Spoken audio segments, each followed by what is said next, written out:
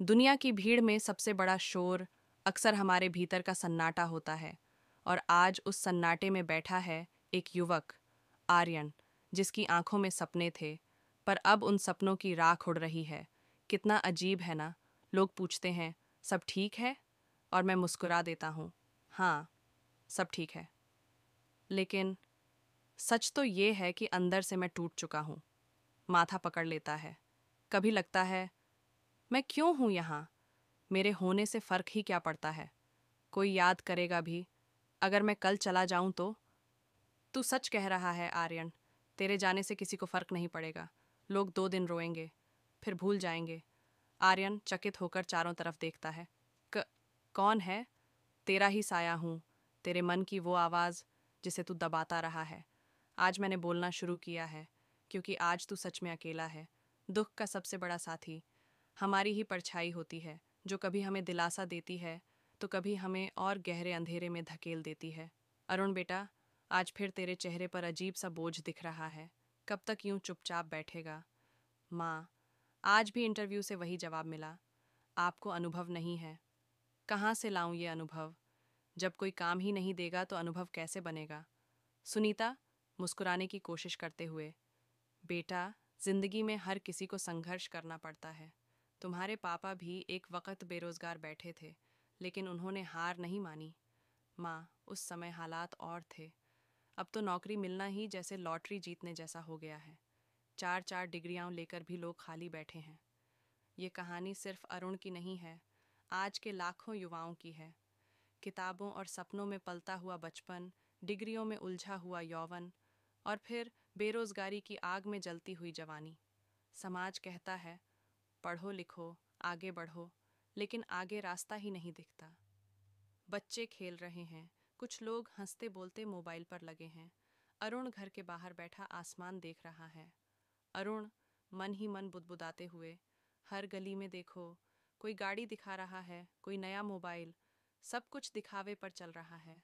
सपने बेच दिए गए हैं और हम जैसे लोग सपनों को दफन कर रहे हैं। तभी उसका दोस्त राजेश का वीडियो कॉल आता है। स्क्रीन पर राजेश विदेश में एक बड़ी बिल्डिंग के सामने खड़ा है।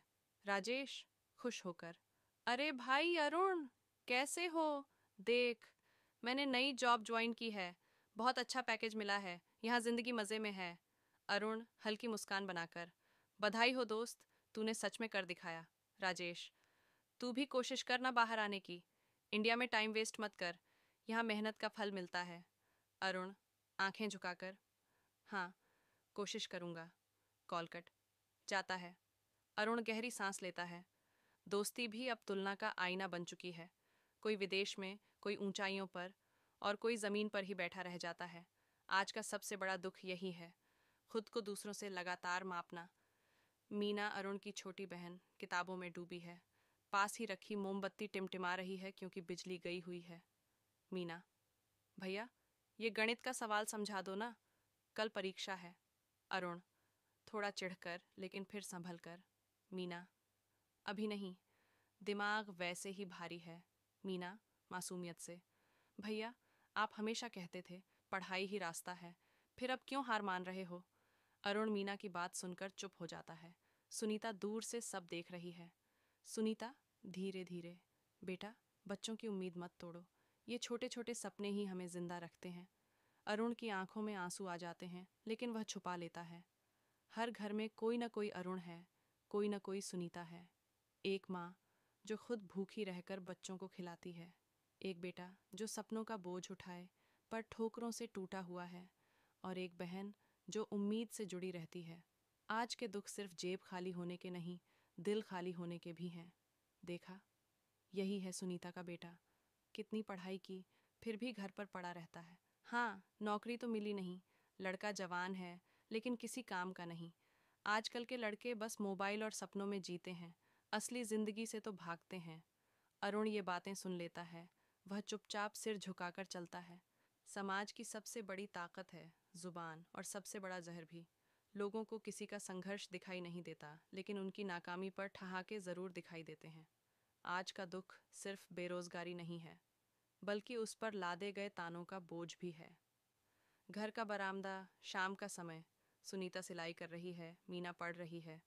अरुण अंदर आकर चारपाई पर लेट जाता है। बेटा, आज फिर परेशान लग रहा है। बाहर क्या हुआ? अरुण कड़वाहट से। कुछ नहीं माँ, बस वही समाज का आईना। लोगों को मेरी पढ़ाई पर हंसी आती है। कहते हैं पढ़कर भी कुछ नहीं कर पाया। माँ, मैंने गलती की कि पढ़ाई पर भरोसा किया। अगर मैं भी पैसे के पीछे भागता तो शायद आज किसी को जवाब दे सकता। नहीं बेटा, मेहनत कभी बेकार नहीं जाती। समाज का काम है बोलना। तुझे अपनी राह ढूंढनी होगी, चाहे रास्ता कितना भी कठिन क्यों ना हो। अरुण माँ की आंखों में झांकता है, लेकिन चुप हो जाता है। रात का समय, छत पर अरुण अकेला बैठा है। आसमान में चांद दिख रहा है। अरुण तारों को देखता है और खुद से बात करता है। क्या यही है जिंदगी? सुबह उठो, नौकरी के लिए भागो, नहीं, सुनो, और फिर थक कर सो जाओ। दोस्त विदेश में, बहन उम्मीदों में, माँ संघर्ष में, और मैं तो बस हारे हुए इंसान की तरह दिन काट रहा हूँ। उसकी आंखें नम हो जाती हैं। तभी मोबाइल की घंटी बजती है। मीना का मैसेज आता है। भैया, कल मेरा रिजल्ट है, आप मेरे साथ रहोगे ना? अरुण हल्की मुस्कान के साथ। हाँ मीना, मैं तेरे साथ रहूँगा। आज के दुखों के बीच छोटी छोटी खुशियाँ